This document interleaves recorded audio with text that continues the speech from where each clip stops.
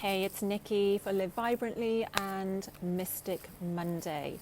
So, how did you get on last week? So, last week I pulled the card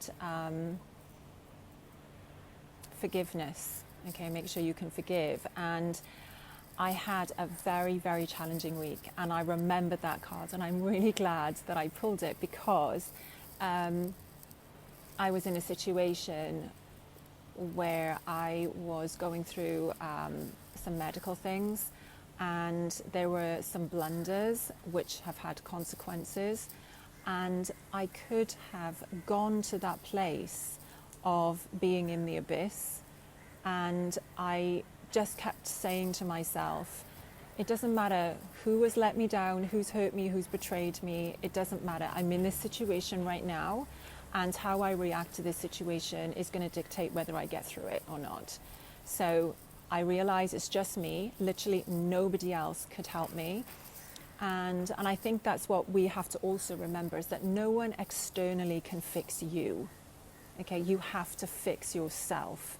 At the end of the day, you can only rely on yourself. People externally can help you, but we also have to do the work ourselves. So I remembered the card, and it was hard. I would say that was one of my most challenging weeks. But I remembered the card. I remembered that if you carry that resentment around, and I could easily and quite justifiably have become very resentful at what happened to me last week. I mean, it was ridiculous. But all I said to myself was, okay, I don't know what is going on with this situation. I don't know why these things are happening. I'm going to change the energy. And I literally did. I constantly played, when I was in the hospital, I constantly played, megahertz 432, 532. I constantly played this.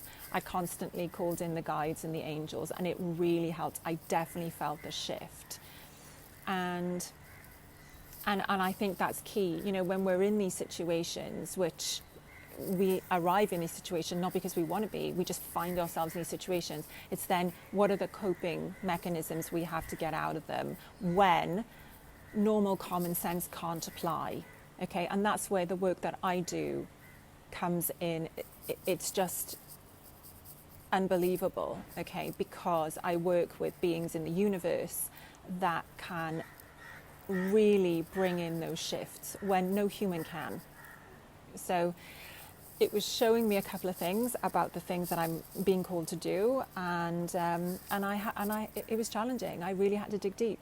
I hope you had a much better week. And the other thing that occurred to me last week as well, as I was going through it, and the card, is that we're always in situations where well, not always, but we can be in situations where people have let us down, betrayed us, hurt us, either physically or emotionally.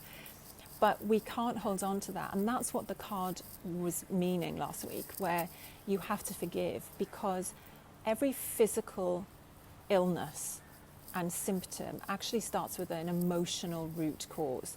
And that unforgiveness, resentment, that all stems from the emotional. Okay, so we don't want to start that cycle. So I was very, very careful.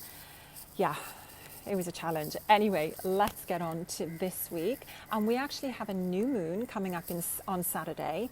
So I'm going to do a separate video on that, because I just want to make sure that we're focusing on the things that we want to bring in, and we capitalize on what the energies are for the new moon this week. All right, so let's ask what the universe wants us to know. And I've called in Archangel Michael. Okay, universe, what do you want us to know for this coming week? And you shuffle until you feel they need to stop. And if you've got your own cards and a card pops out, that's part of your reading, so keep it, okay?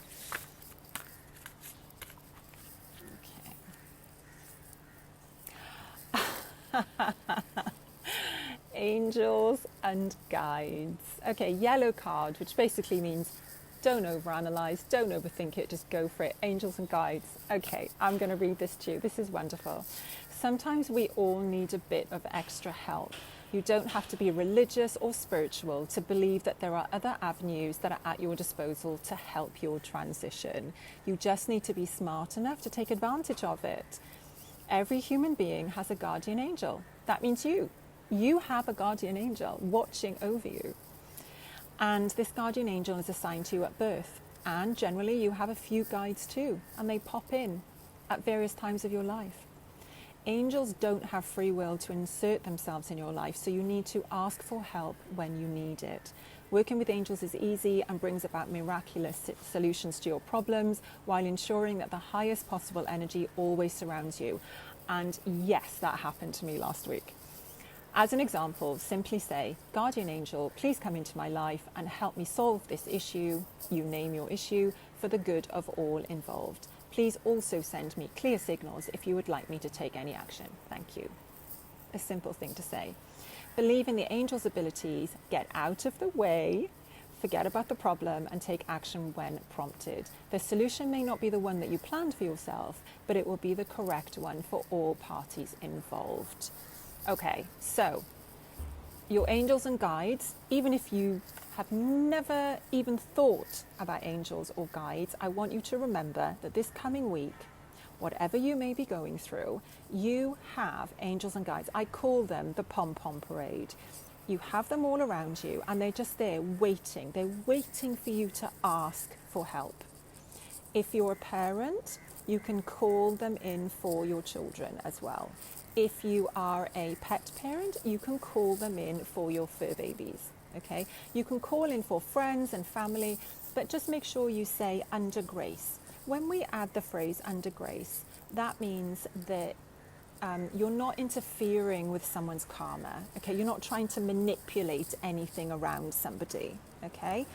So, good luck. I hope you have a wonderful, wonderful week. Let me know how you get on, and I will see you again soon. Bye.